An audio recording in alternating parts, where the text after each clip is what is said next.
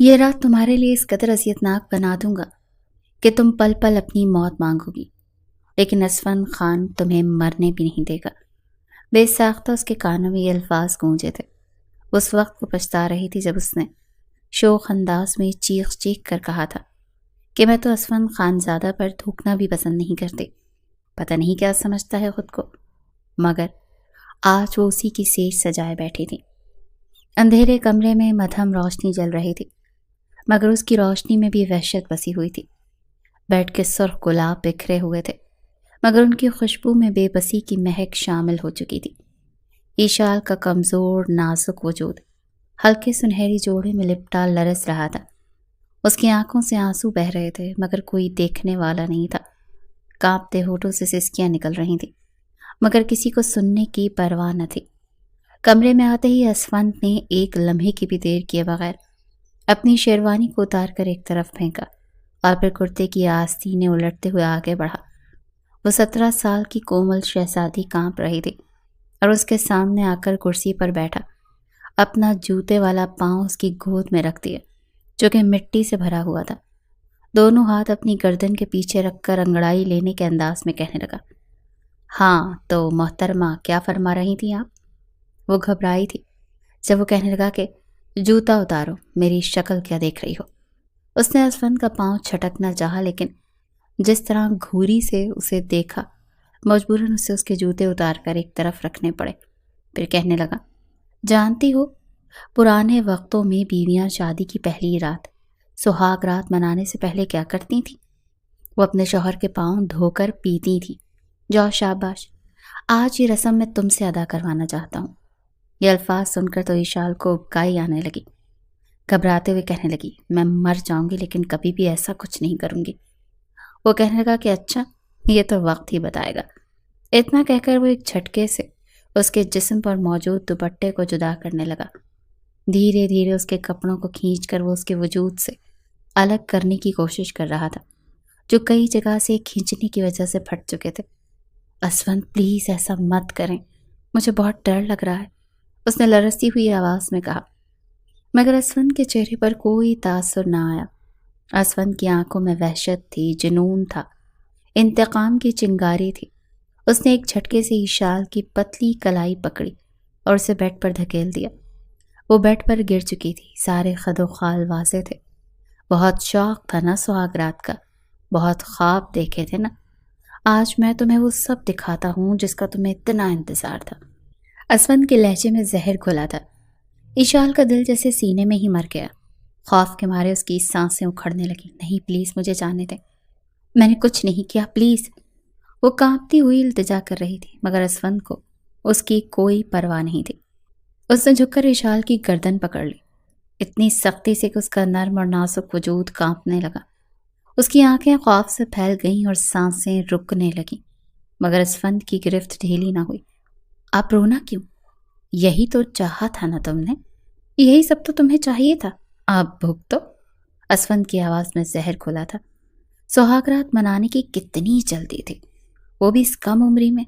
آج میں تمہارے سارے شوق سود سمیت پورے کروں گا۔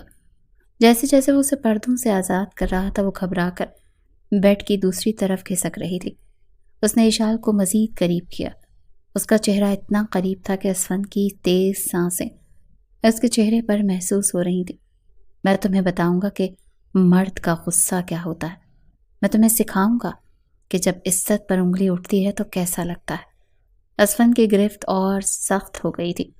ایشال کا پورا وجود لرز اٹھا۔ نہیں پلیز، اس کی آواز سرخوشی میں بدل گئی، مگر اسفند کے دل پر جیسے پتھر تھا۔ اس نے جھک کر ایشال کے چہرے کو اپنے ہاتھوں میں جکڑ لیا۔ اس کی آنکھوں میں اتنی شدت تھی کہ ایشال کی روح کانپ گئی۔ اب میں تمہیں وہ بناؤں گا جو تم نے کبھی سوچا بھی نہیں ہوگا۔ اسفند کے لب اس کے قریب آئے اور اگلے ہی پل وہ اس کے لبوں پر اپنی شدتیں لٹانے لگا۔ ایک جانب لب اس کی چیخوں کو قابو کیے ہوئے تھے اور دوسری جانب بڑی شدت اور ظالمانہ انداز میں اسفند کے ہاتھ اس کے نازک وجود پر گرفت بڑھا رہے تھے۔ بیڈ کی چادر جو پہلے خالص سفید تھی اب رنگین ہو چکی تھی، اس بات کی گواہی دے رہی تھی کہ کسی کی روح کو کچلا گیا ہے، کسی کی معصومیت روندی گئی ہے۔ ایشال کا نازک وجود تھکن اور اذیت سے لرز رہا تھا۔ اس کا سنہری جوڑا بے ترتیب ہو چکا تھا، اس کے بال الجھے ہوئے تھے اور جسم پر نیل کے نشان کہانی سنا رہے تھے کہ وہ رات کیسی گزری تھی۔ بس پلیز بس کریں، مجھ پر رحم کریں، وہ سسک سسک کر گڑ گڑا رہی تھی، مگر اسفند خانزادہ کے چہرے پر کوئی رحم نہیں تھا۔ اب رحم چاہیے؟ جب زبان چلاتی تھی تب یہ نہیں سوچا تھا کہ یہ دن بھی دیکھنے پڑیں گے؟ اسفند کا لہجہ زہر آلود تھا، اس کی آنکھوں میں وحشت تھی، ایک عجیب سا جنون تھا، جیسے وہ کسی اور ہی دنیا میں ہو۔ ایشال کی آنکھوں میں آنسوؤں کے ساتھ بے بسی تھی۔ خدا کے لیے بس کریں، میں مر جاؤں گی، میرے پیٹ میں شدید درد ہو رہا ہے، میری سانس رک جائے گی۔ کہاں وہ 17 سال کی اور کہاں 30 سال کا اسفند خانزادہ؟ مگر اسفند کی گرفت اور مضبوط ہو گئی۔ نہیں، ابھی مرنے کا وقت نہیں آیا، ابھی تو سزا باقی ہے۔ اس کی آواز میں انتقام تھا، شدید انتقام، جیسے وہ ایشال کو ہر لفظ، ہر جملے کا حساب چکانا چاہتا ہو۔ ایشال کی سسکیاں دم توڑ رہی تھی اور اس کا وجود ٹھنڈا ہو رہا تھا۔ وہ نیم بے ہوشی کی کیفیت میں جا چکی تھی۔ درد کی شدت اتنی تھی کہ اس کا ذہن مفلوج ہو رہا تھا، ہر چیز دھندلا رہی تھی۔ آخری بار جب اسفند نے ایک جھٹکا دیا تو ایشال کے لب کپ کپائے، اس کے آنسو تکیے میں جذب ہو رہے تھے۔ کانپتے ہونٹوں سے وہ صرف ایک جملہ نکال سکی، میری غلطی اتنی بڑی نہیں تھی جتنی آپ نے مجھے سزا دی، میں آپ کو کبھی معاف نہیں کروں گی اسفند خانزادہ۔ اسفند نے پل بھر کو اپنی گرفت ڈھیلی کی، اس کے دل میں جیسے کچھ چبھا ہو۔ وہ ایک پل کو ساکت ہوا، اس کے کانوں میں جیسے کوئی پرانی گونج سنائی دینے لگی ہو، کوئی پاگل عورت ہوگی جو اس اسفند سے شادی کرے گی، میں تو اس کی طرف دیکھ کر تھوکنا بھی پسند نہیں کرتی۔ یہ الفاظ اس کے ذہن میں گونج رہے تھے، جیسے کسی نے زور سے دروازہ بند کیا ہو اور اس کی باز گشت اس کے دماغ میں قید ہو گئی ہو۔ یہ الفاظ تھے کہ ایک بار پھر اسفند کی شدتوں میں پہلے سے بھی زیادہ اضافہ ہونے لگا۔ یہی الفاظ تھے جو کچھ دن پہلے ایشال نے کہے تھے، ہنستے ہوئے، مذاق اڑاتے ہوئے، اس کی چھوٹی بہن کے سامنے۔ اس نے ایشال کی بے جان کمزور وجود پر نظر ڈالی جو بے ہوشی کی کیفیت میں تھا۔ اس کی پلکیں لرز رہی تھیں اور ہونٹوں پر ابھی بھی درد کی سرگوشی باقی تھی، مگر اسفند خانزادہ نے خود کو سخت کر لیا۔ اس نے چہرہ دوسری طرف موڑا اور لب بھینچ لیے۔ یہ سزا تھی، ہاں یہ سزا ہی تو تھی، اور وہ سزا دے چکا تھا۔ بے جان وجود گواہ تھا کہ اس کی روح کو بری طرح پامال کیا گیا تھا۔ ایشال بے ہوش تھی، مکمل بے سد، مگر اسفند خانزادہ کے جنون نے اس کی بے ہوشی کی بھی پرواہ نہیں کی۔ وہ رات بھر اس پر ظلم ڈھاتا رہا، 3 بار اس سے وہ حق جتایا جو اس کا تھا، مگر محبت سے نہیں، نفرت سے، انتقام سے۔ اور جب اس کے وحشی جذبے تسکین پا گئے تو وہ تھک کر سو گیا، جیسے کچھ ہوا ہی نہ ہو۔ صبح کی روشنی کھڑکی سے اندر آئی تو کمرے میں صرف تباہی تھی۔ گلاب کی خوشبو اب بدبو میں بدل چکی تھی۔ ایشال نے پلکیں جھپکائیں، اس کے جسم میں ایک شدید ٹیس اٹھی، جیسے کسی نے اس کی ہڈیوں کو توڑ دیا ہو۔ آہ! وہ کر رہی، کمر اور پیٹ میں ایسا درد تھا جیسے کسی نے اسے رون ڈالا ہو۔ وہ اپنی جگہ سے ہلنے کی کوشش کر رہی تھی، مگر ہر حرکت پر درد کی تیز لہر اس کے پورے جسم میں دوڑ جاتی۔ آنکھوں میں آنسو تھے اور ہونٹوں پر کپ کپاہٹ۔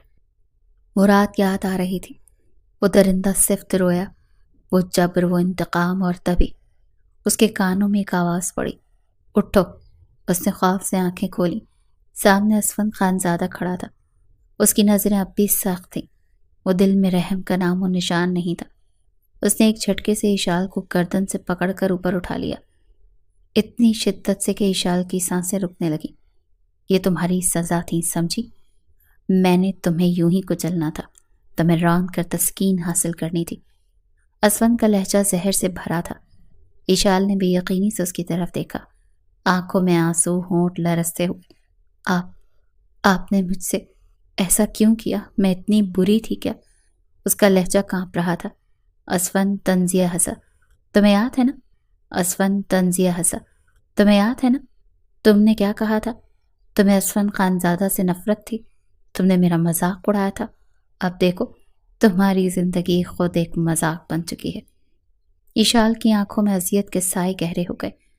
میں کبھی معاف نہیں کروں گی، اور یہی کہوں گی کہ اسفند خان زادہ پر میں تھوکنا بھی پسند نہیں کرتی، کیونکہ اس مرد کی اصل حقیقت درندگی میں کل رات دیکھ چکی ہوں۔ یہ کسی عورت کے لائق ہی نہیں ہے۔ اسفند نے اس کی بات سنی انسنی کرتے ہوئے ایک جھٹکے سے اسے بیڈ سے نیچے دھکیلا۔ ایشال کی تکلیف بھری چیخ کمرے میں گونجی، دفع ہو جاؤ میرے گھر سے۔ ایشال کا دماغ جیسے سن ہو گیا۔ نکل جاؤ یہاں سے؟ نہ میں تمہیں اپناؤں گا اور نہ کسی اور کا ہونے دوں گا، اسفند نے حقارت سے کہا اور دروازہ کھول دیا۔ ایشال نے ٹوٹے وجود کے ساتھ اس کی طرف دیکھا، آنکھوں میں بے یقینی، دل میں درد، مگر سب سے زیادہ خوف کہ وہ کہاں جائے گی۔ مجھے پرواہ نہیں، شہر ہو یا جنگل، جہنم میں جاؤ، مگر اس گھر میں مزید ایک لمحہ بھی رہنے کی ضرورت نہیں۔ اور اگلے ہی لمحے وہ ایشال کو دروازے سے باہر دھکیل چکا تھا۔ وہ نازک وجود جو ساری رات کی اذیت سہ چکا تھا اب فرش پر پڑا تھا، تنہا، برباد اور بے یار و مددگار۔ اسفند نے دروازہ بند کر دیا بغیر سوچے کہ وہ ایک گاؤں کی لڑکی تھی، اس شہر میں انجان تھی، اور سب سے بڑھ کر وہ اس حال میں کہاں جائے گی۔ سڑک پر چلتے لوگ مڑ مڑ کر دیکھ رہے تھے، کچھ کے چہروں پر حیرت تھی اور کچھ کے لبوں پر سرگوشیاں۔ یہ کون ہے؟ دلہن ہے شاید، گھر سے نکال دی گئی ہے۔ اللہ کسی دشمن کی بیٹی کے ساتھ بھی ایسا نہ کرے۔ مگر ایشال کو کسی کی پرواہ نہیں تھی، وہ چل رہی تھی جیسے بے سمت، جیسے زندگی سے بے خبر۔ اسفند، تم نے میرے ساتھ یہ کیوں کیا؟ میں تو تمہاری اپنی تھی، سگے چچا کی بیٹی تھی، مگر تم نے مجھے راستے پر لا پھینکا۔ اس کے کانوں میں اسفند کی زہریلی باتیں گونج رہی تھیں، دفع ہو جاؤ میرے گھر سے، نہ میں تمہیں اپناؤں گا اور نہ کسی اور کا ہونے دوں گا۔ آنکھوں سے آنسو ٹپک کر اس کے جلتے لبوں پر آ گرے۔ اس نے قدم بڑھایا، سڑک عبور کرنی چاہی، مگر جیسے ہی وہ آگے بڑھی، یو ٹرن لے کر آتی گاڑی سے ٹکرا گئی۔ وہ ہوا میں اچھلی اور سڑک پر گر پڑی۔ گاڑی میں فل والیوم پر میوزک بج رہا تھا۔ ڈرائیونگ سیٹ پر ایک نوجوان بیٹھا تھا، بمشکل 20 سال کا۔ وہ گاڑی کے جھٹکے سے گھبرا گیا، فوراً بریک ماری اور جھٹکے سے باہر نکلا۔ شٹ! وہ تیزی سے ایشال کی طرف بھاگا۔ زمین پر پڑی ایشال بے حس و حرکت تھی، چہرے پر زخموں کے ہلکے نشانات تھے، مگر اس کا حسن۔ وہ لڑکا پل بھر کے لیے ساکت ہو گیا، اس کا دل جیسے ایک پل کے لیے دھڑکنا بھول گیا۔ اس نے کبھی کسی کو اتنا خوبصورت نہیں دیکھا تھا، مگر ایشال تو ٹھنڈی پڑ چکی تھی۔ اوہ گاڈ، میں نے اسے مار تو نہیں دیا؟ وہ گھبرا گیا۔ وہ زمین پر بیٹھا کانپتے ہاتھوں سے ایشال کے چہرے کو چھوا۔ ہیلو، پلیز آنکھیں کھولو، مگر ایشال کی آنکھیں بند تھی۔ نوجوان نے ارد گرد دیکھا، لوگ جمع ہونے لگے تھے۔ ابے یار، یہ تو گئی کام سے، کسی راہگیر نے سرگوشی کی۔ بکواس بند کر، لڑکے نے غصے سے کہا اور جھٹکے سے ایشال کو اپنی باہوں میں اٹھا لیا۔ اس کے وجود میں ایک عجیب سی کشش تھی، کچھ ایسا کہ وہ چاہ کر بھی اسے چھوڑ نہیں سکتا تھا۔ میں اسے اسپتال لے جاتا ہوں، اس نے خود سے کہا، مگر پھر ایک پل کو رکا نہیں۔ اسپتال لے گیا تو پولیس کیس بن جائے گا، نہیں، میں اسے اپنے گھر لے جاؤں گا۔ اور وہ ایشال کو باہوں میں بھر کر اپنی گاڑی کی طرف بڑھا۔ اس کے ہاتھوں میں ایشال کا وجود کسی نازک گڑیا کی طرح تھا، ٹوٹا ہوا، بکھرا ہوا، مگر دل کو چھو لینے والا۔ ماہر نے ایشال کو گاڑی کے پچھلی سیٹ پر لٹایا اور پوری رفتار سے اپنے گھر کی طرف بڑھا۔ اس کے دل کی دھڑکن بے ترتیب ہو رہی تھی، وہ نہیں جانتا تھا کہ اس کے ساتھ کیا ہو رہا ہے۔ بس ایک انجانا سا احساس تھا کہ یہ لڑکی جو ابھی تک بے ہوش تھی کوئی عام لڑکی نہیں تھی۔ جیسے ہی وہ گھر پہنچا، اس نے جلدی سے گاڑی روکی اور ایشال کو باہوں میں اٹھا کر اندر داخل ہوا۔ ارے یہ کس کو اٹھا لائے ہو تو؟ حشمت بیگم کی گھبرائی ہوئی آواز گونجی۔ وہ ہال میں بیٹھی چائے پی رہی تھی، مگر اپنے بیٹے کو ایک بے ہوش لڑکی اٹھائے دیکھ کر حیران اور پریشان ہو گئی۔ اماں بتاتا ہوں، صبر رکھو۔ مگر حشمت بیگم نے جب بیٹے کو اس جوان لڑکی کے ساتھ دیکھا اور جس طرح کی حالت میں تھی وہ، آخر وہ بھی ایک عورت تھی، حالات کی نزاکت کو سمجھتی تھی، فوراً گھور کر بیٹے کو دیکھ کر کہنے لگی، کیا کیا ہے تو نے اس لڑکی کے ساتھ؟ بتاؤ مجھے، اسی لیے تجھے لاکھوں روپے سے بھرا ہوا کارڈ جیب میں تھما رکھا ہے کہ تم ایسی لڑکیوں کے ساتھ راتیں گزارتا پھرے اور پھر معاملہ بگڑے اور اٹھا کر گھر لے آئے؟ شرم نہیں آئی تجھے؟ ارے کتنے کی خریدی ہے یہ؟ حشمت بیگم تو ہمیشہ کی طرح اپنے خدشات ظاہر کرنے لگی۔ اسے بیڈ پر لٹانے کے بعد ماہر نے پلٹ کر اپنی ماں کو دیکھا، دونوں ہاتھ ماں کے سامنے جوڑ کر کہنے لگا، میری اماں، کچھ خدا کا خوف کر لیا کریں، کیا میں تجھے اتنا گیا گزرا لگ رہا ہوں؟ کہ میں لڑکیوں کے ساتھ وقت گزارتا پھروں گا؟ کبھی کبھی تو مجھے لگتا ہے کہ تو میری ماں ہی نہیں ہے۔ وہ غصے سے بڑبڑایا تو حشمت بیگم بھی فوراً سے چینپ سی گئی، کہنے لگی کون ہے یہ لڑکی؟ مجبوراً ماہر کو اپنی ماں کو سب کچھ بتانا پڑا، جس کے بعد وہ کہنے لگی مجھے تو لگتا ہے اس کے ساتھ کسی نے غلط کر کے چھوڑ دیا۔ دلہن بنی لڑکی دیکھ تو کتنی پیاری ہے، کم عمر بھی دکھتی ہے۔ میں چائے کے گھونٹ جلدی جلدی حلق کے نیچے اتارتی ٹکر ٹکر ایشال کو بھی دیکھ رہی تھی۔ کچھ گھنٹے بعد ڈاکٹر نے ایشال کو دیکھ کر تسلی دی کہ وہ خطرے سے باہر ہے، مگر شدید صدمے اور کمزوری میں ہے۔ دوا دے کر وہ چلا گیا، مگر حشمت بیگم اب بھی بے چین تھی۔ بیٹا یہ جاگے گی تو نہ جانے کیا کرے گی، ہمیں اس کے گھر والوں کو خبر دینی چاہیے۔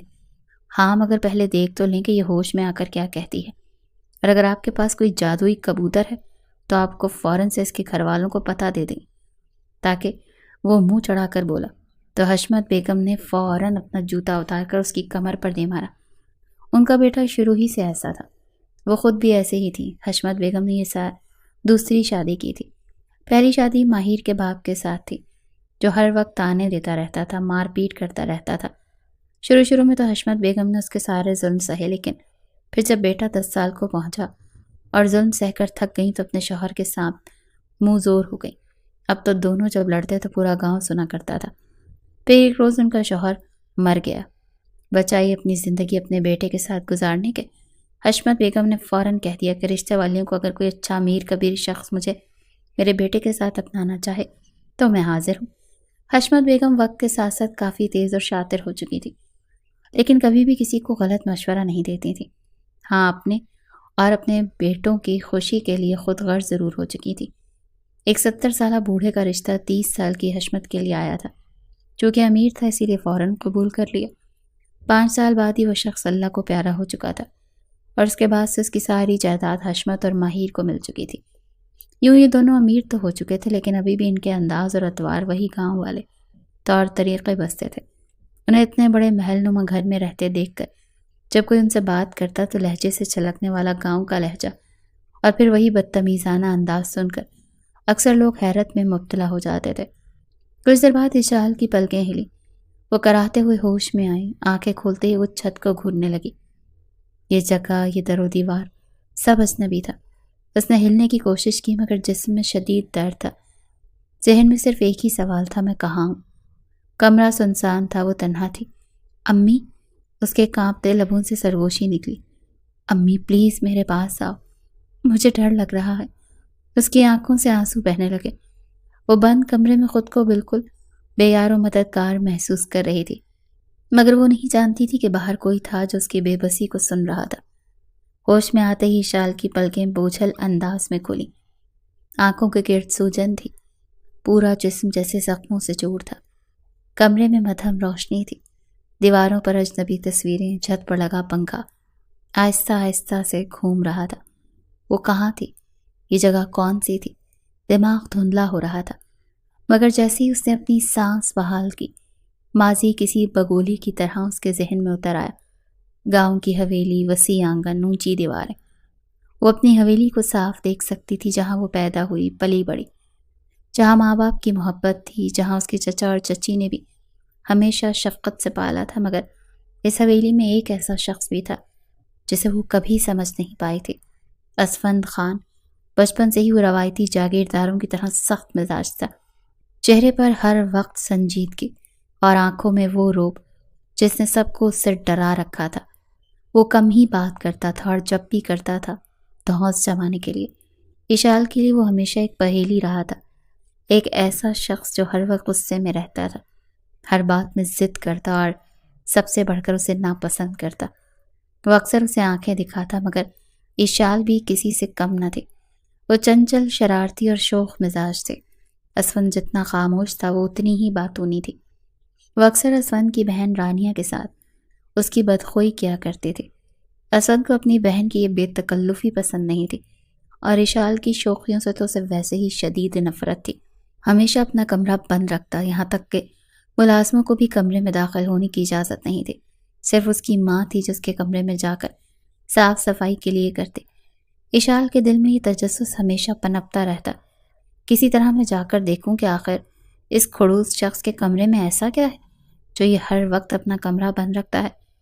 ایسے کون سے خفیہ راز ہیں جو اس نے یہاں پر چھپا رکھے ہیں؟ لیکن ہر بار یہ کمرہ سب بند ہی ملتا تھا۔ اس شام ایک ہفتے بعد حویلی واپس لوٹا تھا، مگر اس بات سے ایشال انجان تھی کہ وہ واپس لوٹ چکا ہے۔ صحن میں خوبصورت پھولوں کی کیاریاں ٹھیک کر رہی تھی جب اس نے اسفند کے کمرے کی کھڑکی کھلی دیکھی۔ اگلے ہی پل اسے ایک شرارت سوچی۔ آج رات کو شاید اسفند واپس آنے والا تھا۔ یقیناً تائی جان اس کے کمرے کی صفائی کر رہی ہوں گی۔ یہ سوچتے ہوئے اسے شرارت سوجی اور وہ چلتے ہوئے اوپری منزل پر آ گئی جہاں پر اسفند کا کمرہ موجود تھا۔ ذرا سا نواب گھمایا تو دروازہ کھلتا چلا گیا۔ وہ اندر گئی تو دیکھ کر حیران رہ گئی۔ کمرہ انتہائی نفیس تھا، ہر چیز اپنی جگہ، کسی چیز پر ایک تنکا تک نہیں تھا۔ دیواروں پر ہتھیاروں کی سجاوٹ تھی، ایک بڑی سی الماری کتابوں سے بھری ہوئی تھی اور بیڈ پر سیاہ رنگ کی چادر بچھی ہوئی تھی۔ وہ دھڑم سے جا کر بیڈ پر بیٹھ گئی۔ پورے کمرے کو دیکھنے کے بعد کہنے لگی، ویسے تو ناک پر غصہ ہر وقت بیٹھا رہتا ہے، اور بیڈ کی چادر تو دیکھو سیاہ رنگ کی۔ کون بیوقوف ہے جو بیڈ کی چادر سیاہ رنگ کی رکھتا ہے؟ تب اس کی نظر الماری پر گئی۔ وہ الماری کو کھولنے کے لیے آگے بڑھی کہ دروازہ کھلنے کی آواز آئی۔ اس کا دل زور سے دھڑکا۔ اس نے مڑ کر دیکھا اور پل بھر میں اس کے چہرے کا رنگ سفید پڑ گیا۔ اسفند واش روم سے باہر آ چکا تھا، صرف ایک باتھ ٹال میں، باقی پورا وجود بے لباس تھا۔ پانی کے قطرے اس کے گھنے بالوں سے ٹپک رہے تھے۔ چوڑی چھاتی پر نمی کی ہلکی ہلکی چمک تھی اور چہرے پر وہی غصہ، شدید غصہ، جیسے کچا ہی چبا جائے گا۔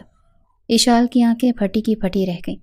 شرم اور خوف کے مارے وہ فوراً پردے کے پیچھے چھپ گئی، مگر اسفند اسے دیکھ چکا تھا۔ ایشال کا دل بری طرح دھڑک رہا تھا۔ پردے کے پیچھے کھڑی وہ خود کو چھپانے کی ناکام کوشش کر رہی تھی، مگر اس کی سانسوں کی بے ترتیبی اس کے خوف کی چغلی کھا رہی تھی۔ اس کے لب کپ کپا رہے تھے، ہاتھ کانپ رہے تھے، لیکن اسفند نے اسے دیکھ لیا تھا۔ پردے کے پیچھے سانس لیتا ابھرتا وجود اسفند کے چہرے پر معنی خیز مسکراہٹ لے آیا۔ پل بھر میں وہ جھٹکے سے پردہ ہٹا چکا تھا اور اگلے ہی لمحے اس کا مضبوط ہاتھ ایشال کی نازک کمر کے گرد آ چکا تھا۔ تم یہاں کیا کر رہی تھی؟ اسفند کی بھاری غسیلی آواز اس کے کانوں میں گونجی۔ ایشال کی سانسیں جیسے تھم گئی۔ اسفند کا برہنہ سینہ جو ابھی بھی پانی سے بھیگا ہوا تھا اس کے نازک وجود سے جا لگا۔ نمی کی ٹھنڈک اور اسفند کے جسم کی گرمی نے ایشال کے حواس کو مفلوج کر دیا۔ میں تو بس ایسے ہی چلی آئی تھی۔ وہ ہکلائی، نظریں جھکا لیں اور خود کو چھڑوانے کی ناکام کوشش کی، مگر اسفند کا شکنجہ سخت تھا۔ ایسے ہی؟ اسفند نے اس کی گردن کے قریب جھکتے ہوئے سرگوشی کی۔ اس کی گرم سانسیں ایشال کے کانوں کے پیچھے پڑی تو اس کے جسم میں ایک جھرجری سی دوڑ گئی۔ اس کی انگلیاں ایشال کی نازک کمر پر رینگ رہی تھیں۔ اپنا چہرہ اس کے کان کے قریب رکھے ہوئے کہنے لگا، جانتی ہو نا مجھے، اپنے کمرے میں کسی کا داخل ہونا پسند نہیں، اور جو میرے قانون کی خلاف ورزی کرتے ہیں انہیں میں سزا دیتا ہوں۔ یہ کہہ کر وہ اسے اپنی مزید قریب کر چکا تھا۔ نازک سی لڑکی کو گھبراتا ہوا دیکھ کر لطف اندوز ہو رہا تھا۔ بڑی مشکل سے ایشال کہنے لگی، سوری، مجھے اندازہ نہیں تھا، میں تو بس آپ کے کمرے کی صاف صفائی کرنے کے لیے آئی تھی۔ لیکن وہ اس کے چہرے پر نظریں گاڑ کر کہنے لگا، اچھا، صاف صفائی کرنے کے لیے آئی تھیں تو پھر پردے کے پیچھے کیوں چھپی؟ چور کی داڑھی میں تنکا، ہے نا؟ یہ کہہ کر اس نے ایشال کی ٹھوڑی کو سختی سے پکڑا، اس کا چہرہ اپنے قریب کیا اور اس کی بڑی بڑی آنکھوں میں جھانک کر کہا، تمہیں سزا ملنی چاہیے ایشال۔ ایشال کے لب مزید کپ کپائے۔ سزا؟ اس کے لبوں سے بمشکل نکلا، اور اگلے ہی لمحے اسفند نے اپنا چہرہ جھکایا، اپنے سخت لب ایشال کے نرم لبوں پر رکھ دیے۔ ایشال کی آنکھیں یکدم پھیل گئیں۔ اسے ہلکے سے نہیں چوم رہا تھا، بلکہ جیسے اپنے غصے اور جنون میں اسے اپنے اندر جذب کر رہا تھا۔ ایشال نے مزاحمت کی، اپنے ہاتھوں سے اسے دھکا دیا، مگر اسفند نے اور سختی سے اسے اپنی گرفت میں لے لیا۔ چھوڑو مجھے، وہ مدھم سی آواز میں بولی، مگر اسفند کے کانوں میں جیسے کچھ نہیں پڑا۔ وہ جان بوجھ کر اسے بے بس محسوس کروا رہا تھا، جان بوجھ کر اس کی بے بسی میں مزہ لے رہا تھا۔ ایشال کا دم گھٹنے لگا۔ اس نے خود کو پوری طاقت سے پیچھے کیا تو اسفند نے آخر کار اسے آزاد کر دیا، مگر جانے سے پہلے وہ ایشال کے ہونٹوں کو ہلکے سے کاٹ چکا تھا۔ اس نے خود کو پوری طاقت سے پیچھے کیا تو اسفند نے آخر کار اسے آزاد کر دیا۔ اشال نے جلدی سے لبوں پر ہاتھ پھیرا۔ اس کی سانسیں بری طرح اکھڑی ہوئی تھیں۔ اسفند نے اس کی گردن کے قریب جھک کر سرگوشی کی۔ دوبارہ میرے کمرے میں آئیں تو تمہارا کنوارا پن سلامت نہیں بچے گا اشال۔ یہ کہتے اس نے اشال کو جھٹکے سے چھوڑا تھا۔ اشال قدم پیچھے ہٹاتے ہٹاتے دیوار سے جا لگی۔ اس کی آنکھوں میں بے یقینی تھی، چہرہ شرم، خوف اور حیرانی سے سرخ ہو چکا تھا۔ یہ اسفند واقعی ایک درندہ تھا۔ اشال کو وہ شام بار بار یاد آتی جب اسفند نے اسے سزا کے نام پر اپنے لبوں کی سختی میں قید کر لیا تھا۔ وہ جب بھی اس پل کو یاد کرتی اس کا پورا جسم کانپ اٹھتا۔ وہ اسفند سے بچنے کی ہر ممکن کوشش کر رہی تھی۔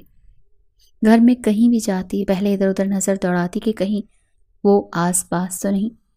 وہ اس کی نگاہوں کی شدت دوبارہ سہنے کے لیے تیار نہیں تھی، مگر وہ جانتی تھی یہ زیادہ دیر نہیں چلے گا۔ صحن میں چمکتی دھوپ تیزی سے مدھم ہو رہی تھی۔ مغرب کی اذان میں ابھی بھی کچھ وقت تھا۔ حویلی کے صحن میں بیٹھ کر رانیہ اپنے ناخنوں پر نیل پالش لگا رہی تھی، جبکہ اشال اس کے برابر میں بیٹھی زمین پر انگلی سے لکیریں کھینچ رہی تھی۔ تبھی اشال کو کچھ یاد آر وہ کہنے لگی، تم سے اگر ایک بات پوچھوں تو سچ سچ جواب دو گی رانیہ؟ رانیہ نے نیل پالش لگاتے ہوئے اپنے ہاتھ کو روکا، جو ہمیشہ ہلکا پھلکا میک اپ کر کے گھر میں رہا کرتی تھی۔ چہرے پر ہر وقت مسکراہٹ رہتی تھی اور موبائل تو 24 گھنٹے اس کے ہاتھ میں رہتا تھا۔ پڑھائی سے زیادہ اس کی توجہ موبائل میں ہوا کرتی تھی۔ اشال کے سوال پر وہ تھوڑی سی سٹ پٹائی اور پھر کہنے لگی، ہاں پوچھو۔ اشال نے اسے ایک نظر گھور کر دیکھا، پھر کہنے لگی کہ مراد کون ہے؟ یہ نام سن کر رانیہ کے چہرے کی رنگت توڑی تھی۔ کہنے لگی، کون مراد؟ اشال کہنے لگی کہ رانیہ جھوٹ مت بولنا، میں تمہیں اچھے سے جانتی ہوں، سمجھ میں آیا، ہم بہنیں ہیں، دوست ہیں اور کزنز بھی ہیں۔ بھلے تم مجھ سے عمر میں 2 سال بڑی ہو لیکن میں اب اتنی بھی چھوٹی نہیں۔ اگلے ہی پل رانیہ مسکرائی اور پھر کہنے لگی، وعدہ کرو کسی کو کچھ نہیں بتاؤ گی؟ جیسے ہی اشال نے وعدہ کیا تو وہ فوراً اس کے سامنے کھلی کتاب بنی بتانے لگی کہ وہ اس کے کالج کا لڑکا ہے جسے وہ بہت پسند کرتی ہے، مگر مسئلہ یہ ہے کہ ہمارے گھر میں خاندان سے باہر شادی نہیں کی جاتی۔ وہ بار بار مجھ سے شادی کرنے کو کہتا ہے لیکن مجھے بھائی سے ڈر لگتا ہے، اگر بھائی کو پتہ چل گیا تو وہ تو میری جان ہی لے لیں گے۔ اسفند کا نام سن کر اشال کے ماتھے پر بل پڑ چکے تھے۔ کہنے لگی، اتنا تو اپنے ماں باپ سے نہیں ڈرتی جتنا تم اپنے بھائی سے ڈرتی ہو۔ اگر تم واقعی اس کے ساتھ زندگی گزارنا چاہتی ہو تو بجائے اسفند بھائی سے بات کرنے کے اپنے ماں باپ کو بتاؤ، اور سب سے پہلے تو مراد کو کہو کہ رشتہ لے کر ہمارے گھر آئے۔ میں تمہارے ساتھ ہوں، اسفند کی مرضی کبھی بھی تم پر مسلط نہیں ہونے دوں گی۔ وہ دونوں باتیں کر رہی تھی جب وہاں پر اسفند آ گیا اور کہنے لگا، کیا باتیں ہو رہی ہیں؟ کون سا رشتہ؟ رانیہ کے تو چہرے کی رنگت اڑ گئی، مگر فوراً اس کے سامنے 2 ٹک لہجے میں کھڑی ہو کر کہنے لگی کہ یہ ہمارا پرسنل میٹر ہے۔ آپ کو کسی نے تمیز نہیں سکھائی کہ 2 لڑکیاں بیٹھ کر باتیں کر رہی ہوں تو اس میں کباب میں ہڈی نہیں بنتے؟ ان کی پرائیویٹ باتیں بھی ہو سکتی ہیں۔ رانیہ کی تو جان نکلی تھی، جبکہ اسفند اسے گھور کر دیکھتا رہ گیا۔ کہنے لگا، میں تمہارے منہ لگنا پسند ہی نہیں کرتا، بلا وجہ کالی بلی بن کر میرا راستہ مت کاٹا کرو۔ یہ کہہ کر وہ وہاں سے جا چکے تھے، جبکہ اپنے بھائی کو یوں تڑکتا دیکھ کر رانیہ اگلے ہی پل مسکرائی تھی۔ کتنا مزہ آئے گا نا بھائی کی شادی پر؟ رانیہ نے اچانک خوشی سے کہا۔ اشال نے سر اٹھایا اور بیزاری سے اسے دیکھا۔ تمہارا بھائی شادی کے لائق بھی ہے؟ وہ ناک چڑھا کر بولی۔ 24 گھنٹے تو اس کی شکل سڑے ہوئے کریلے جیسی رہتی ہے۔ رانیہ ہنستی، بالکل ہے، اور اماں تو بہت جلد ان کی شادی کے لیے لڑکیاں دیکھ رہی ہیں۔ کوئی پاگل لڑکی ہوگی جو اس قصیل کے ساتھ شادی کرے گی۔ اشال طنزیہ بولی تو رانیہ مزید ہنسی۔ سچ کہوں تو اگر تمہاری عمر 17 نہیں ہوتی اور تم میرے بھائی کی عمر کی ہوتی تو میں تمہاری شادی بھائی سے کروا دیتی۔ یہ سن کر اشال کا پارا چڑھ گیا، وہ جھٹکے سے اٹھی، ہاتھ باندھے، غصے سے بولی، میں اور تمہارا بھائی؟ ہاں، میں تو اس کی طرف دیکھ کر تھوکنا بھی پسند نہ کروں۔ رانیہ کا منہ حیرت سے کھل گیا، مگر پیچھے کوئی اور بھی تھا جو یہ الفاظ سن چکا تھا، اسفند خان۔ وہ اپنے مخصوص انداز میں سفید شلوار قمیض میں ملبوس دروازے کے پاس کھڑا تھا، ہاتھ جیب میں ڈالے، نظریں تیز اور لبوں پر وہی ہلکی سی ہنسی جو ہمیشہ خطرے کا اشارہ دیتی تھی۔ اشال نے جیسے ہی اسے دیکھا اس کے پیروں تلے سے زمین کھسک گئی۔ اسفند کی نظریں اس پر جمی تھیں، ایسی نظریں جیسے کسی شکاری نے شکار کو گھیر لیا ہو۔ وہ تو سمجھ رہی تھی کہ یہ چلا گیا۔ وہ آہستہ آہستہ چلتا ہوا ان کے قریب آیا۔ کیا کہا تم نے اشال؟ اس کی آواز میں خطرناک سکون تھا۔ اشال کے گلے میں کانٹے چبھنے لگے۔ وہ نظریں چرا گئی۔ کچھ نہیں، وہ جلدی سے بولی، مگر اسفند کی نظریں ایک پل کے لیے بھی اس کے چہرے سے نہیں ہٹی۔ نہیں، میں نے سنا ہے تم میری طرف دیکھ کر تھوکنا بھی پسند نہیں کرتی۔ ہاں تو ہاں، مجھے تم جیسے مرد نہیں پسند، وہ جان بوجھ کر مضبوط لہجے میں بولی، مگر اس کی آواز میں ہلکی سی لرزش واضح تھی۔ اسفند کے لبوں پر ایک طنزیہ مسکراہٹ آئی۔ وہ ایک نظر اس کے چہرے پر ڈال کر آگے بڑھ گیا۔ اشال کا دل زور زور سے دھڑک رہا تھا، مگر وہ سنی انسنی کر کے اپنے کمرے میں جا چکی تھی۔ 2 روز سکون سے گزرے جب تیسرے دن اشال خود سوال سمجھنے کے لیے کتابیں اٹھائے رانیہ کے کمرے میں گئی، مگر رانیہ تو اپنا موبائل اٹھا کر زور سے ہاتھ پر مار رہی تھی۔ جب اشال نے پوچھا تو روتی صورت بنا کر کہنے لگی، مجھے موبائل کی اسکرین کو نہ جانے کیا ہو گیا ہے، میں اسے چلانے کی کوشش کر رہی ہوں مگر چل ہی نہیں رہی۔ اشال نے اس کا ہاتھ سے موبائل لیا تو وہ گیلا ہو چکا تھا۔ رانیہ کے بال بھی گیلے تھے۔ وہ شاید ابھی نہا کر نکلی تھی۔ کہنے لگی، ایسے لگ رہا ہے جیسے باتھ ٹب میں یہ موبائل گر چکا ہو۔ وہ تو روانی میں کہہ چکی تھی، لیکن رانیہ کے چہرے کی رنگت اڑ گئی۔ جیسے ہی اشال نے اس کے چہرے کو دیکھا تو کچھ کہانی خود سمجھ چکی تھی۔ کہنے لگی، یہ سب کچھ کیا ہے؟ کہیں تم موبائل لے کر باتھ روم میں تو نہیں؟ رانیہ فوراً اپنا چہرہ جھکا گئی۔ یہ تم کیسی باتیں کر رہی ہو؟ میں تو بس موبائل اٹھا کر بات کر رہی تھی کہ میرے ہاتھ سے چھوٹ کر جگ میں گر گیا۔ صاف ظاہر تھا کہ رانیہ جھوٹ بول رہی تھی۔ تب تک موبائل نہ جانے کیسے ایک دم سے آن ہو چکا تھا۔ اشال کی نظر جیسے اسکرین پہ گئی تو ہینگ ہوا موبائل پر سامنے کچھ تصویریں تھیں جو کہ رانیہ کی تھیں، اور وہ بالکل بے لباس باتھ ٹب میں بیٹھی بے باک انداز میں اپنی تصویریں بنا چکی تھی۔ اگلے ہی پل یہ منظر دیکھ کر موبائل اشال کے ہاتھ سے چھوٹ کر گر چکا تھا۔ اسے ان مناظر کو دیکھ کر بالکل بھی یقین نہیں تھا۔ رانیہ اس کے سامنے سٹ پٹا چکی تھی کہ پلیز کسی کو مت بتانا، تم تو میری سہیلی اور رازدار ہونا، میں تو بس ایسے ہی، تم تو جانتی ہو نا کہ میں اور مراد ایک دوسرے کو بہت پسند کرتے ہیں، ہماری شادی ہو جائے گی۔ مگر اشال کہنے لگی، شادی ہوئی تو نہیں نا، یہ سب کچھ تم کیا کر رہی تھی، تمہیں شرم آنی چاہیے۔ لیکن وہ بجائے اشال کی باتوں پر کان دھرنے کے کہنے لگی، اچھا مجھے اپنا موبائل تو دو، میں مراد کو بتاؤں، وہ میرا انتظار کر رہا ہوگا۔ رانیہ کے ہاتھ سے موبائل کھینچ کر وہ مراد کو کال ملا چکی تھی۔ ان کے کمرے سے آنے والی کٹر پٹر سن کر باہر سے گزر رہے اسفند کے قدم رکے۔ وہ دھڑلے سے دروازہ کھول کر اندر داخل ہوا۔ رات کو 11:30 بج رہے تھے۔ حویلی کی در و دیوار پر خاموشی چھا چکی تھی، سب سو چکے تھے۔ یہ تم دونوں ہی ہڑبڑا کر اسے دیکھنے لگی۔ سب سے پہلے گھور کر اپنی بہن کو اور پھر اشال کو دیکھا تھا۔ کہنے لگا، کیا ہو رہا ہے یہاں پر؟ سوئی نہیں ہو تم دونوں؟ زمین پر گرے ہوئے موبائل کو فوراً اشال نے چھپا کر اپنے پیچھے کیا، مگر اسفند کو شک کی بو آنے لگی۔ آگے بڑھا کر رانیہ کے ہاتھ سے موبائل لے لیا جہاں پر مراد کی کال اٹینڈ ہو چکی تھی۔ وہ ہیلو کہہ رہا تھا۔ لڑکے کی آواز سن کر اسفند کا پارا چڑھ گیا۔ رانیہ سے کہنے لگا، کون ہے یہ؟ اشال تو پیچھے کھڑی یہ منظر دیکھ رہی تھی۔ اسفند خانزادہ کے غصے سے آخر کون بے خبر تھا۔ رانیہ کے رہے سہے حواس بھی جانے لگے۔ بار بار اشال کی طرف دیکھنے لگی کہ کوئی بہانہ بنا کر، مگر وہ کیا کرتی، مسلسل اسفند سے سوال کر رہا تھا، یہاں تک کہ وہ دیوار سے جا لگی۔ کہنے لگا کہ اگر تم نے اگلے 10 سیکنڈ کے اندر مجھے اس لڑکے کے بارے میں نہ بتایا تو میں یہیں پہ کھڑے کھڑے تمہیں چیر کر 2 ٹکڑوں میں تقسیم کر دوں گا۔ آنکھیں بند کر کے رانیہ نے کھولیں اور سامنے اشال کو گھبرایا ہوا چہرہ تھا۔ اسفند کہنے لگا، بار بار اسے کیوں دیکھ رہی ہو؟ مجھے سچ بتاؤ۔ رانیہ جو کچھ کہا، اشال کے تو پیروں کے نیچے سے زمین نکل چکی تھی۔ کہنے لگی، بھائی یہ لڑکا مراد ہے اور اشال کا بوائے فرینڈ ہے۔ اشال نے اس کے ساتھ دوستی کر رکھی ہے اور یہ چاہتی ہے کہ میں بھی اس سے دوستی کروں۔ قسم سے بھائی میں اس لڑکے کو نہیں جانتی۔ یہ الفاظ سننا تھے کہ اسفند کے ماتھے پر بل مزید گہرے ہو گئے۔ اشال پتھر کی مورت بن چکی تھی۔ اسے یقین ہی نہیں آ رہا تھا کہ رانیہ، جسے وہ بالکل اپنی بہنوں جیسا سمجھتی تھی، وہ اتنا بڑا جھوٹ بھی کبھی بولے گی۔ اشال فوراً آگے بڑھی اور کہنے لگی کہ نہیں، یہ جھوٹ بول رہی ہے، میں تو اس لڑکی کو جانتی بھی نہیں، یہ تو خود اس سے باتیں کر رہی تھی، میں تو اسے منع کر رہی تھی۔ اسود نے موبائل لیا اور اگلے ہی پل سوال کیا، یہ موبائل کس کا ہے؟ اشال کہنے لگی میرا ہے۔ زوردار تھپڑ وہ اشال کے منہ پر مار چکا تھا۔ کہنے لگا گھٹیا لڑکی، خود تو تم گرے ہوئے کردار کی مالک ہو، اپنے ساتھ ساتھ میری بہن کو بھی بگاڑ رہی تھی۔ رانیہ کو چھوڑ کر اشال کی طرف بڑھا اور اسے بازو سے کھینچ کر کمرے میں لے گیا۔ کہنے لگا تم نے خانزادہ کی بہن کو ورغلانے کی کوشش کی ہے، تمہیں ایسی سزا دوں گا کہ تم یاد رکھو گی۔ کیا کہہ رہی تھی؟ کہ مجھے تھوکنا پسند نہیں کرتی؟ اب میں تمہیں دکھاتا ہوں کہ تمہارا تماشا کیسے بنتا ہے۔ بہت شوق ہے نا بوائے فرینڈز بنانے کا؟ وہ وہی اس کے کمرے میں پٹک کر باہر جا چکا تھا۔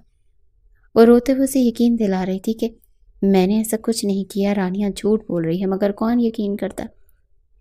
حویلی کے بڑے کمرے میں اسفند، اس کی ماں افسانہ بیگم، اس کی والدہ، اس کے والد کمال صاحب اور دیگر گھر کے بڑے افراد بیٹھے تھے۔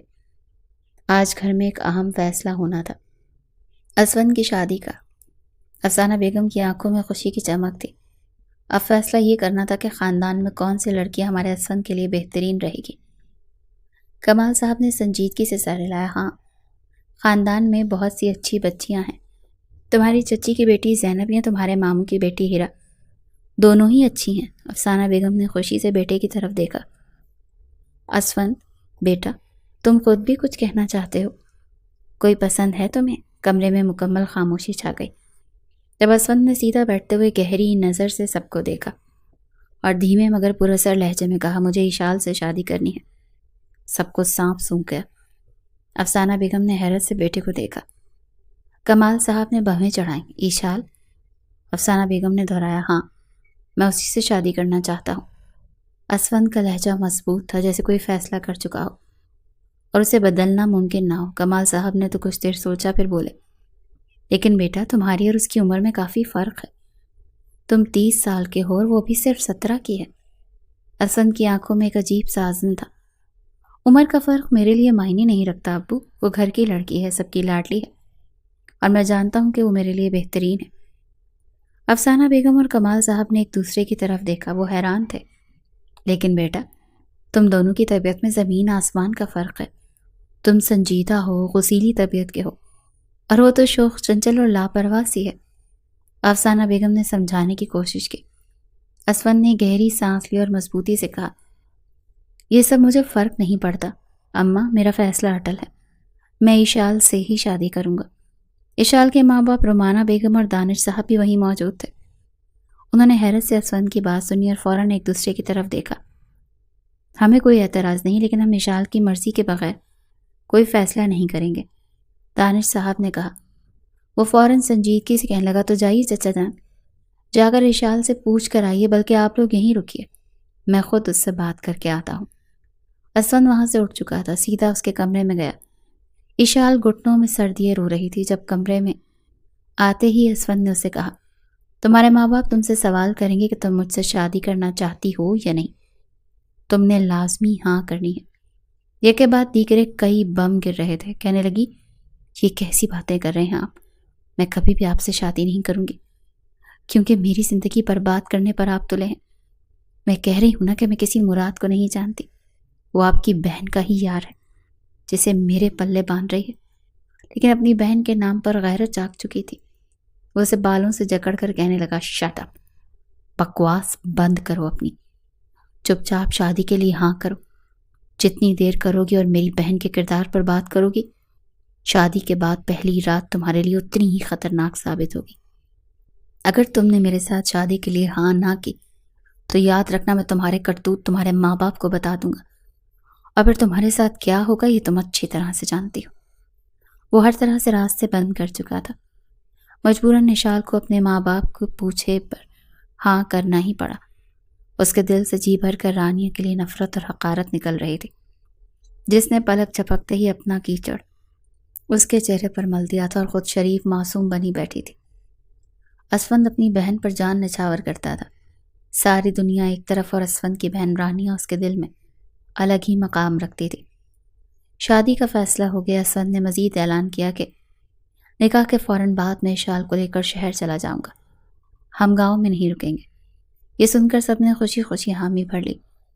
رومانہ بیگم اور دانش صاحب بھی اس فیصلے پر مطمئن ہو گئے، کیونکہ انہیں لگا کہ بیٹی شہر میں زیادہ خوش رہے گی۔ پورے خاندان میں خوشی کی لہر دوڑ گئی۔ ایشال کا نکاح دھوم دھام سے اسفند کے ساتھ کر دیا گیا۔ گاؤں کی سب سے حسین دلہن، مگر آنکھوں میں خوشی کے بجائے بے یقینی، خوف اور آنسو تھے۔ مہندی کی رات وہ اپنے کمرے میں خاموش بیٹھی تھی۔ گھر کے بڑے اس بات سے انجان تھے کہ ان تینوں کے بیچ کیا کچھ ہو چکا ہے۔ اس نے دوبارہ رانیوں سے بات کرنے کی کوشش نہیں کی تھی۔ وہ مہندی کی دلہن بنی بیٹھی تھی جب رانیہ اس کے پاس آئی اور مسکرا کر اس کا چہرہ اپنے ہاتھوں میں تھاما، لیکن وہ اس کے ہاتھوں کو جھٹکا دے چکی تھی۔ دور رہو مجھ سے، خبردار مجھے چھونے کی کوشش مت کرنا۔ تم نے میری زندگی برباد کر دی۔ میں تمہیں بہن سمجھتی تھی، لیکن تم منافق ہو، دوغلی نکلی۔ اپنے منہ کی کالک تم نے میرے منہ پر مل دی۔ ارے لعنت ہے تم پر۔ وہ غصے سے چنگھاڑ رہی تھی جب رانیہ بجائے شرمندہ ہونے کے اکڑ کر اس کے سامنے کھڑی ہو گئی اور کہنے لگی، تمہیں شوق تھا میرے معاملات میں دخل اندازی کرنے کا، ورنہ میں پچھلے 4 سال سے مراد کے ساتھ ریلیشن شپ میں ہوں۔ میں اپنے بھائی کی نظروں میں ہرگز نہیں گرا سکتی خود کو، اور اپنا مقام بھائی کی نظروں میں بحال رکھنے کے لیے میں کسی بھی حد تک جاؤں گی۔ یہ کہہ کر وہ وہاں سے جا چکی تھی اور ایک بار پھر ایشال پھوٹ پھوٹ کر رونے لگی۔ کچھ دیر بعد دروازہ دھڑام سے کھلا اور اسفند اندر داخل ہوا۔ اس نے قدموں کی آواز سنتے ہی آنکھیں اٹھائیں، مگر اسفند کے چہرے پر جو وحشت تھی وہ اندر تک لرز گئی تھی۔ اسفند نے اس کا بازو پکڑ کر جھٹکے سے کھڑا کیا اور سرگوشی میں سرخ آنکھوں سے دھاڑا، کل کی رات تمہاری چیخیں گونجیں گی ایشال۔ ایشال کا سانس حلق میں اٹک گیا۔ شاید ہی کسی لڑکی نے اتنی تکلیف سہی ہو جتنی تم سہو گی۔ اس کے لہجے میں زہر کھلا تھا۔ ایشال نے کپ کپاتے لبوں سے کچھ کہنے کی کوشش کی، مگر الفاظ گم ہو گئے۔ یہ شادی، یہ رشتہ ایک محبت بھرا ساتھ نہیں تھا، بلکہ ایک سزا تھی جس کا فیصلہ اسفند نے بہت پہلے کر لیا تھا۔ کمرے میں ہلکی روشنی جل رہی تھی۔ ایشال بستر پر بیٹھی تھی، اس کے آنسو تھمنے کا نام نہیں لے رہے تھے۔ ہر سانس کے ساتھ ماضی کی تکلیف دہ یادیں تازہ ہو رہی تھیں۔ اس کی پیشانی پسینے سے بھیگ چکی تھی۔ وہ آنکھیں مسلسل بہتے آنسوں کی وجہ سے سرخ ہو رہی تھیں۔ دروازہ دھیرے سے کھلا اور حشمت بیگم اندر داخل ہوں۔ ان کی آنکھوں میں نرمی تھی، مگر چہرے پر ایک گہری سنجیدگی۔ بیٹا، کیا ہوا ہے؟ کیوں رو رہی ہو؟ وہ قریب آئی اور نرمی سے ایشال کا سر تھپکنے لگی۔ ایشال نے نم آنکھوں سے انہیں دیکھا اور پھر ایک دم ان کے گلے لگ کر پھوٹ پھوٹ کر رونے لگی۔ میں برباد ہو چکی ہوں، میرا سب کچھ ختم ہو چکا ہے۔ وہ ہچکیوں کے درمیان بول رہی تھی، مجھے کسی نے نہیں بتایا تھا کہ شادی کا مطلب قید ہوتا ہے۔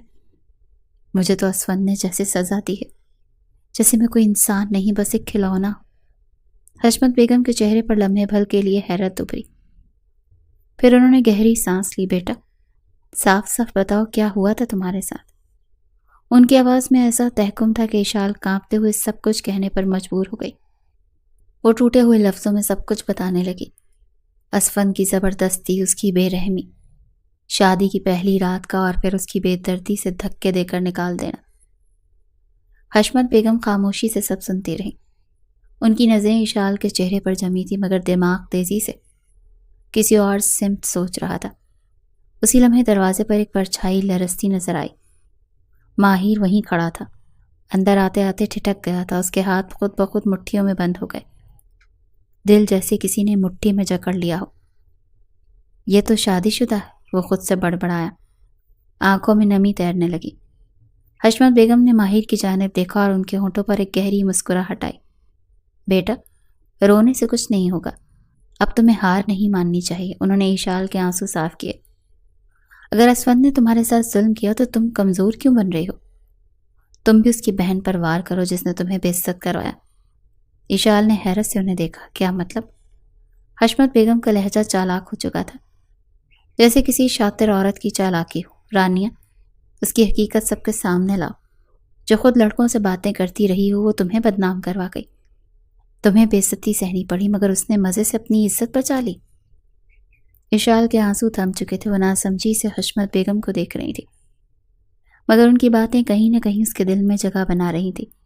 بدلا لو بیٹا، وہ لڑکی جو خود پاک باز نہیں، اس نے تمہیں ذلیل کروا دیا۔ اب وقت آ گیا ہے کہ تم اس کی اصلیت سب کو دکھاؤ۔ اشال کی آنکھوں میں پہلی بار نمی کے بجائے ایک سخت چمک آئی۔ اشال کو حشمت بیگم کے گھر رہتے کچھ دن گزر چکے تھے۔ وہ ابھی بھی ذہنی طور پر کمزور تھی، مگر اسفند کے کیے گئے ظلم نے اس کے اندر ایک چنگاری جلا دی تھی۔ وہ پہلے جیسی نہیں رہی تھی۔ اب وہ کمزور نہیں بلکہ خاموش طوفان بن چکی تھی۔ ماہر اکثر اسے خاموشی سے گھورتا رہتا تھا، جیسے کوئی انکہی کہانی اس کی آنکھوں میں تلاش کر رہا ہو۔ وہ چاہ کر بھی اپنی نظریں ہٹا نہیں پاتا تھا۔ ایک شام جب وہ ڈرائنگ روم میں بیٹھا اپنے موبائل سے کھیل رہا تھا، اس کی نظر پھر اشال پر پڑی جو کھڑکی کے پاس کھڑی باہر دیکھ رہی تھی۔ چہرے پر عجیب سا کرب تھا، مگر آنکھوں میں ہار نہیں تھی۔ ماہر نے ایک لمبی سانس لی اور دھیرے سے بڑبڑایا، کیا قسمت ہے میری، زندگی میں پہلی بار کوئی لڑکی پسند آئی، وہ بھی شادی شدہ۔ اس کے اپنے الفاظ اسے خود ہی چبھے، مگر حقیقت یہی تھی۔ اسفند کا نام آتے ہی اس کا دل کڑنے لگتا تھا۔ دوسری طرف اسفند خانزادہ کے فون پر روز حویلی سے کال آتی تھی۔ ہر بار کوئی نہ کوئی پوچھتا، اشال سے بات کروا دو، وہ کیسی ہے؟ لیکن اسفند ہر بار کوئی نہ کوئی بہانہ بنا دیتا، وہ سو رہی ہے، بازار گئی ہے، یا میں باہر ہوں۔ جیسے جیسے وقت گزر رہا تھا ویسے ویسے حویلی میں بے چینی بڑھ رہی تھی۔ حویلی میں اس روز خوشی کی لہر دوڑ گئی جب ایک اچھا رشتہ آیا رانیہ کے لیے۔ لڑکے والے بہت اچھے تھے، شہر کے پڑھے لکھے لوگ تھے۔ رانیہ کے رشتے کے لیے لڑکے والے کل آ رہے ہیں، اسفند تمہیں بھی آنا ہوگا، افسانہ بیگم نے فون پر سخت لہجے میں کہا تھا۔ اسفند جانا تو چاہتا تھا، مگر اشال کے بغیر گیا تو کیا جواب دیتا۔ کہہ تو چکا تھا کہ ٹھیک ہے آ رہا ہوں۔ سارے راستے یہی سوچتا رہا کہ کہاں بہانہ بناؤں گا کہ اشال کیوں نہیں آئی۔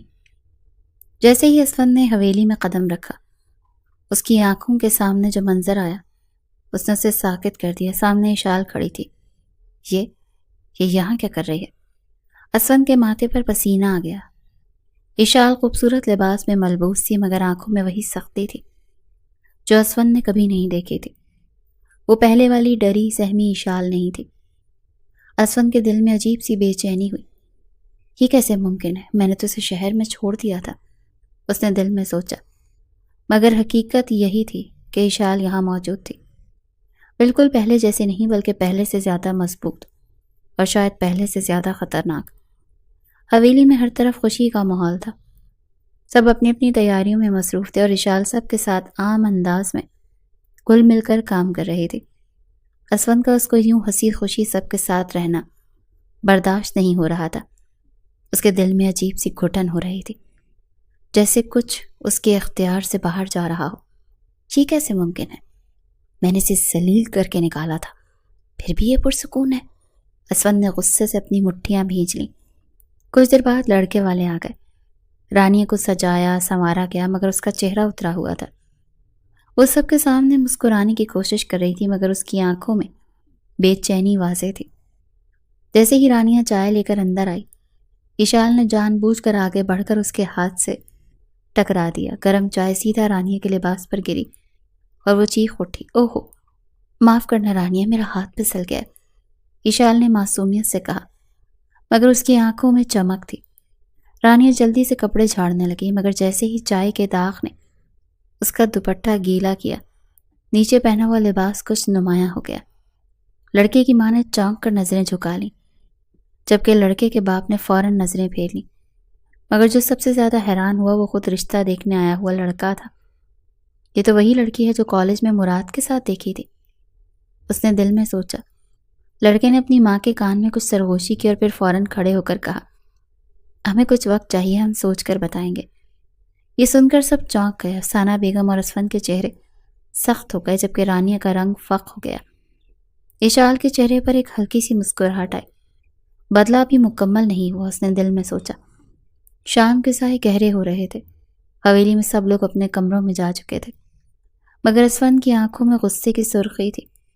وہ کئی گھنٹوں سے برداشت کر رہا تھا، مگر اب صبر کا پیمانہ لبریز ہو چکا تھا۔ جیسے ہی اسے موقع ملا وہ تیز قدموں سے آگے بڑھا اور اشال کا بازو سختی سے پکڑ کر اسے کھینچتا ہوا اپنے کمرے میں لے گیا۔ اشال کے قدم زمین سے اکھڑ گئے، مگر اس نے خود کو سنبھالا۔ دروازہ بند ہوتے ہی اسفند اس کے قریب آ کر سخت لہجے میں پوچھنے لگا، یہاں کیسے آئیں تم؟ کیا چاہتی ہو؟ اشال نے غصے میں سے گھورا مگر اپنی آواز کو مضبوط رکھتے ہوئے بولی، یہ میرا گھر ہے اسفند خانزادہ، اور میں یہاں اپنی مرضی سے آئی ہوں، تمہاری اجازت کی ضرورت نہیں۔ اسفند نے غصے سے اس کی کلائی دباتے ہوئے کہا، تمہیں لگتا ہے میں نہیں جانتا تم اندر ہی اندر کیا کھیل کھیل رہی ہو؟ اشال نے ایک زہریلی مسکراہٹ کے ساتھ جواب دیا، میں نے کچھ نہیں کیا، جو کچھ ہوا وہ سچ تھا، اور ہاں، خبردار اگر تم نے دوبارہ زبردستی کرنے کی کوشش کی، اس بار میں پورے خاندان کے سامنے تمہارا اصلی چہرہ بے نقاب کر دوں گی۔ اسفند کے ماتھے پر تیوریاں چڑھ گئیں، اسے اس لڑکی کی یہ بدلی ہوئی شخصیت ناگوار لگ رہی تھی۔ ایشال دروازے کی طرف بڑھنے لگی مگر پھر رک کر زہریلے انداز میں بولی، ویسے تمہاری بہن بڑی معصوم بنتی ہے مگر اس کے راز بھی زیادہ دن چھپنے والے نہیں۔ اسفند نے حیرانی سے اسے دیکھا مگر ایشال کچھ کہے بغیر دروازہ کھول کر باہر نکل گئی۔ اگلے دن حویلی میں ایک اور ہلچل مچ گئی جب ایک اور رشتہ رانیہ کے لیے آیا۔ یہ رشتہ کسی اور کا نہیں بلکہ خود مراد کا تھا۔ میں مراد خانزادہ ہوں اور میں رانیہ کو پسند کرتا ہوں، میں عزت کے ساتھ اسے مانگنے آیا ہوں، مراد نے پورے اعتماد کے ساتھ کہا، لیکن اس سے پہلے کہ کوئی کچھ کہتا تائی ساس کے فون پر ایک میسج آیا۔ جیسے ہی انہوں نے فون کھولا ان کی آنکھیں حیرت سے پھٹ گئیں۔ یہ کیا ہے؟ ان کے ہاتھ کانپنے لگے۔ فون کی اسکرین پر رانیہ کی نہاتے ہوئے لی گئی تصویریں تھیں جو ایک انجان نمبر سے بھیج دی گئی تھیں۔ پورے کمرے میں خاموشی چھا گئی۔ رانیہ کی ماں کے ہاتھ سے موبائل گرنے والا تھا، وہ گڑبڑا کر اپنی بیٹی کو دیکھنے لگی، جبکہ اسفند اور افسانہ بیگم حیرانی سے صورتحال کو سمجھنے کی کوشش کر رہے تھے۔ ایشال ایک کونے میں کھڑی تھی، ہلکی سی مسکراہٹ کے ساتھ۔ اس نے جو کرنا تھا وہ کر چکی تھی۔ رانیہ کی ماں کے چہرے کی رنگت سفید پڑ گئی، ان کے ہاتھ کانپنے لگے اور ایک جھٹکے سے سینے پر ہاتھ رکھ کر گرنے لگی۔ یا اللہ، یہ میں کیا دیکھ رہی ہوں؟ وہ چیخی، امی! اسفند نے لپک کر انہیں سنبھالا مگر اسی لمحے ان کے شوہر کمال خان بھی کرسی سے گرتے ہوئے سینے پر ہاتھ رکھ کر ہانپنے لگے۔ ابو! ابو! رانیہ چیخی، پورا گھر ماتم کدہ بن گیا۔ حویلی میں چیخو پکار مچ گئی، نوکر دوڑ کر آئے، سب ہکا بکا رہ گئے۔ شال نے ایک نظر رانیہ پر ڈالی جو اپنی بربادی دیکھ کر سکتے میں آ چکی تھی۔ اس نے ہاتھ جوڑ کر ماں باپ کی طرف دیکھا مگر وہ بے ہوشی کی حالت میں فرش پر پڑے تھے۔ انہیں فوراً ہسپتال لے جانا ہوگا، اسفند نے چیختے ہوئے کہا۔ فوراً گاڑی نکال کر انہیں ہسپتال لے جایا گیا۔ کئی گھنٹے بعد جب اسفند ہسپتال سے واپس آیا تو اس کی آنکھیں غصے اور تکلیف سے سرخ تھیں۔ اس نے دروازہ دھڑام سے کھولا اور سیدھا رانیہ کے کمرے میں جا گھسا۔ یہ سب کیا ہے؟ اسفند دھاڑا اور آگے بڑھ کر رانیہ کا گلا دبوچ لیا۔ بھائی چھوڑیں، مجھ سے سانس نہیں لی جا رہی، میں تمہیں زندہ نہیں چھوڑوں گا۔ تم نے ہماری عزت خاک میں ملا دی، ہمارے ماں باپ موت کے منہ میں چلے گئے اور تم آرام سے یہاں بیٹھی ہو۔ اسفند کی گرفت سخت ہو گئی تھی۔ رانیہ کی آنکھیں باہر آنے لگیں، سانسیں رکنے لگیں مگر وہ زور زور سے پیر پٹکنے لگی۔ مگر اسفند کا غصہ کم نہیں ہو رہا تھا۔ تبھی ایشال کی ہنسی کی آواز آئی۔ کیوں؟ اب بھی مجھے ہی مورد الزام ٹھہراؤ گے؟ کیا یہ تصویریں بھی میں نے ہی لی تھی؟ اسفند کے ہاتھ ڈھیلے پڑ گئے، اس نے آنکھیں بند کی، موبائل پر آخری بار ان تصویروں کو دیکھا اور پھر سر جھکا لیا۔ اسی وقت مراد بھی وہاں موجود تھا جو پورا تماشا دیکھ رہا تھا۔ اسفند بھائی، اگر میں رانیہ کو عزت بنا کر اپنے ساتھ لے جانا چاہتا ہوں تو آپ کیوں اسے مار رہے ہیں؟ مراد نے سنجیدگی سے کہا۔ اسفند نے چونک کر اس کی طرف دیکھا۔ تم اب بھی اسے اپنانا چاہتے ہو؟ ہاں، میں 5 سال سے رانیہ کو پسند کرتا ہوں اور مجھے اس سے کوئی فرق نہیں پڑتا۔ اس نے جو کچھ کیا میرے لیے کیا تھا۔ یہ سنتے ہی رانیہ پھوٹ پھوٹ کر رو پڑی۔ میں نے آپ سے جھوٹ بولا تھا، میں نے خود کو آپ سب کی نظروں میں گرانے سے بچانے کے لیے ایشال پر الزام لگایا کہ اس کا مراد سے چکر ہے۔ یہ سنتے ہی پورے کمرے میں سناٹا چھا گیا۔ اسفند نے غصے سے مٹھیاں بھینچ لیں۔ اسفند کے ماں باپ اسپتال سے گھر لوٹ آئے مگر ان کے چہروں پر وہ پرانا روب اور دبدبا نہیں تھا۔ زندگی کے سب سے بڑے دھوکے اور تکلیف کے بعد وہ ٹوٹ چکے تھے۔ اب ان کے پاس کوئی اور راستہ نہیں بچا تھا۔ سونو نے رانیہ اور مراد کا نکاح کروا کر فوراً رخصت کرنے کا فیصلہ کیا۔ اب ہم یہ معاملہ مزید نہیں کھینچ سکتے، عزت تو پہلے ہی خاک ہو چکی ہے، بہتر ہے کہ رانیہ اپنی زندگی مراد کے ساتھ گزارے، کمال خان نے کہا۔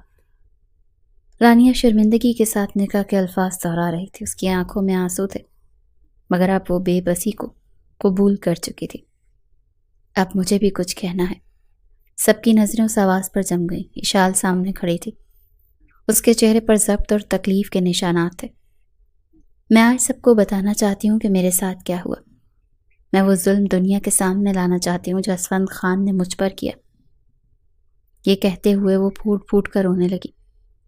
وہ بتانے لگی کہ کیسے اسفند نے اپنی انا کے جنون میں اس کے ساتھ زیادتی کی اور اسے دھکے دے کر گھر سے نکالا، کیسے وہ زخمی حالت میں سڑک پر پڑی رہی، کیسے ماہر اور اس کی ماں نے اسے سہارا دیا، کیسے اس نے اپنا ہر لمحہ خوف میں گزارا۔ کیا یہ میرا قصور تھا کہ میں ناسمجھی میں بول گئی کہ مجھے اسفند سے شادی نہیں کرنی؟ کیا یہ میرا اتنا بڑا گناہ تھا کہ مجھے اتنی خوفناک سزا دی گئی صرف شک کی بنیاد پر؟ اسفند صاحب نے اپنی بہن کا گناہ میرے سر تھوپ دیا، اور آج جب بہن کی سچائی سامنے آئی تو اسے اسی کے ساتھ رخصت بھی کروا دیا۔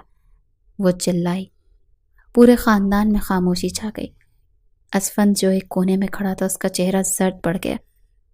اشال کے والدین آگے بڑھے۔ ہم اپنی بیٹی کو یہاں نہیں رہنے دیں گے، ہم اب اپنی بیٹی کو وہاں لے کر جائیں گے جہاں وہ عزت اور سکون کے ساتھ جی سکے۔ دانش صاحب نے دو ٹوک الفاظ میں کہا۔ جس قدر ہو سکی انہوں نے اسفند کی بے عزتی کی تھی، تذلیل کی تھی۔ اشال اپنے والدین کے ساتھ اس حویلی کو چھوڑ گئی تھی۔ انہوں نے ایک الگ گھر لے لیا تھا اور اشال نے اپنے حقوق کے لیے خلا کا مقدمہ دائر کر دیا تھا۔ وہ کہتی رہی کہ جو شخص مجھ پر شک کر کے مجھے برباد کر سکتا ہے، میں اس پر دوبارہ یقین نہیں کر سکتی۔ اسفند نے رو رو کر معافیاں مانگی، مگر اشال کا دل اس کے لیے پتھر کا ہو چکا تھا۔ تمہاری وجہ سے میں نے اپنی زندگی کی سب سے معصوم لمحے کھو دیے۔ میں نے تکلیف سہی، میں نے خود کو سنبھالا، مگر اب تمہاری معافی میرے کسی کام کی نہیں۔ اس کے الفاظ اسفند کے دل میں کسی نشتر کی طرح چبھے، مگر اب بہت دیر ہو چکی تھی۔ اس کا غرور، اس کی انا، سب کچھ راکھ ہو چکا تھا۔ اشال نے اپنی پڑھائی دوبارہ شروع کی اور ایک نئی زندگی کی شروعات کی۔ وہ یونیورسٹی کی سیڑھیوں پر کھڑی اپنی کتابیں سمیٹ رہی تھی کہ اچانک اسے ایک مانوس سی آواز سنائی دی۔ یہ لڑکی مجھے 4 سال پہلے ملی تھی، تب بھی خوبصورت تھی اور آج بھی حسین لگ رہی ہے۔ اشال نے چونک کر دیکھا، ماہر اس کے سامنے کھڑا مسکرا رہا تھا۔ ماہر؟ ہاں، اور تمہیں دیکھ کر مجھے وہی احساس ہو رہا ہے جو پہلے دن ہوا تھا۔ اشال کی آنکھوں میں حیرت تھی۔ ماہر نے سنجیدگی سے کہا، میں اپنی ماں کو تمہارا رشتہ لے کر بھیجنا چاہتا ہوں، اور اس بار تمہیں میرے ساتھ اپنی پوری زندگی گزارنی ہوگی۔ اشال نے ایک لمحے کے لیے سوچا، پھر مسکرا دی۔ مجھے کوئی اعتراض نہیں۔ اشال اور ماہر کا نکاح ہو گیا۔ نکاح کی رات ماہر نے اشال کو نرمی سے اپنے قریب کیا، مگر اس کی آنکھوں میں محبت اور احترام تھا۔ میں تمہاری زندگی میں وہ تمام خوشیاں واپس لاؤں گا جو تم نے کھو دی تھی، اس نے وعدہ کیا۔ اشال کی آنکھوں میں آنسو آ گئے، مگر وہ خوشی کے آنسو تھے۔ مجھے تم پر یقین ہے ماہر۔ ماہر نے آہستہ سے اسے اپنے سینے سے لگا لیا۔ اسفند کے زخموں کی جگہ اب ماہر کی نرمی اور محبت نے لے لی تھی۔ اسفند سب کچھ کھو چکا تھا۔ اشال کو کھو کر وہ شدید ڈپریشن میں چلا گیا۔ اس کے اپنے والدین اس سے بات نہیں کرتے تھے۔ حویلی میں سب اس سے نظریں چراتے تھے۔ ایک دن وہ اپنے کمرے میں تنہا بیٹھا تھا۔ اس نے پرانی تصویریں دیکھی، اشال کی ہنسی، اس کی معصومیت، سب کچھ اس نے اپنے ہاتھوں سے برباد کر دیا تھا۔ اس کے آنسو بہنے لگے۔ کاش میں اپنی انا کے بجائے محبت کو چنا ہوتا۔ وہ چیخ اٹھا، مگر اب اس کے پاس پچھتاوے کے سوا کچھ نہیں بچا تھا۔